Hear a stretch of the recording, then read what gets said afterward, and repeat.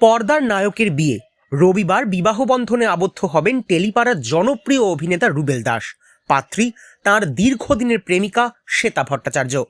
On screen নিমফুলের মধু সিরিয়ালে সৃজন অর্থাৎ রুবেলের সঙ্গে 2 বছরের বেশি সময় ধরে ঘরকন্যা করছেন পর্দার পর্ণা অর্থাৎ অভিনেত্রী পল্লবী শর্মা।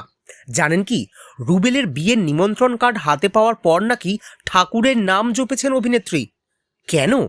সদ্য এক সাক্ষাৎকারে পল্লবী সেই বিষয়টি খোলসা করেছেন।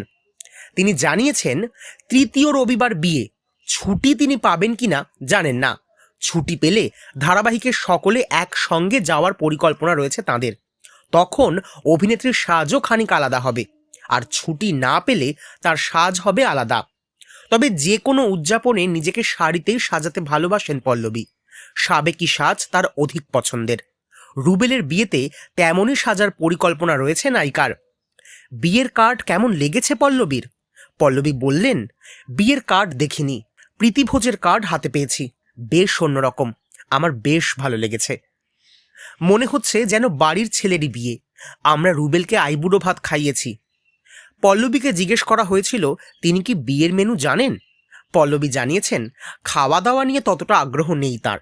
তিনি এখন ঠাকুরের নাম জপছেন যাতে রবিবার তিনি ছুটি পান, জমিয়ে সাজতে পারেন এবং সেজে গুজে যেতে পারেন রুবেলের বিয়েতে। কি, রুবেল আর শ্বেতার বিয়ে নিয়ে পল্লবীর মতো আপনারাও এক্সাইটেড তো? সঙ্গে থাকুন এই বিয়ের নানান আপডেট পেতে এই চ্যানেলের। সাবস্ক্রাইব করা না থাকলে এক্ষুনি করে নিন।